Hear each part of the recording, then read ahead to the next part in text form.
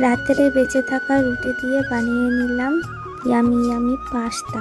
So hello everyone, আমি জ্যোতি দাস। তোমরা সবাই কেমন আছো? চলো তাহলে দেখে নেওয়া যাক রুটির পাস্তাটা আমি কি করে বানাই। প্রথমে আমি টমেটো, পেঁয়াজ, রসুন, আদা, কাঁচা লঙ্কা সমস্ত কিছু কেটে নেব।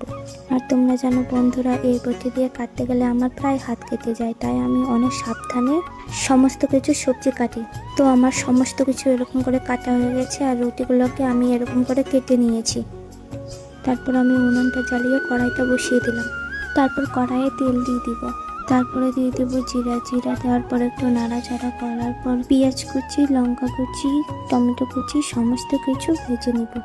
একটু ভালো করে নাড়াচাড়া করার পরে দিয়ে দেবো লবণ, হলুদ, আর একটু ভালো করে ভেজে নিব নাড়াচাড়া করে। জানি আমি অতটাও ভালো রান্না করতে পারি না, তবু একটু চেষ্টা করে দেখলাম। তারপর একটা ডিম দিয়ে দিলাম। ডিম দেওয়ার পরে ভালো করে ভেজে নিব, যেরকম করে ভুজিয়ে বানাই সেই রকম করেই ভেজে নেব। ভালো করে ভেজে নেওয়ার পর কেটে রাখা রুটিগুলোকে দিয়ে দিব।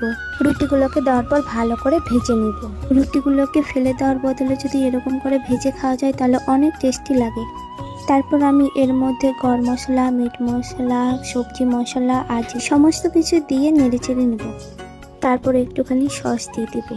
আমার কাছে সয়া সস ছিল না, তাই বলে সয়া সস দেয়নি। সয়া সস দিলে বেশি টেস্টি হতো জিনিসটা। যাই হোক, না থাকলে কি করা যাবে, ওইভাবেই করে নিলাম আমি। তো ফাইনালি গাইস, আমার তৈরি হয়ে গেল রুটির পাস্তা। তো গাইস একটু টেস্ট করে দেখলাম। ও কি টেস্ট, অপূর্ব টেস্ট। তোমরাও এভাবে ট্রাই করো বন্ধুরা। আজকের মতো এখানে শেষ। পরবর্তী ব্লগে আবার দেখা হবে আপনাদের সাথে। Tata guys.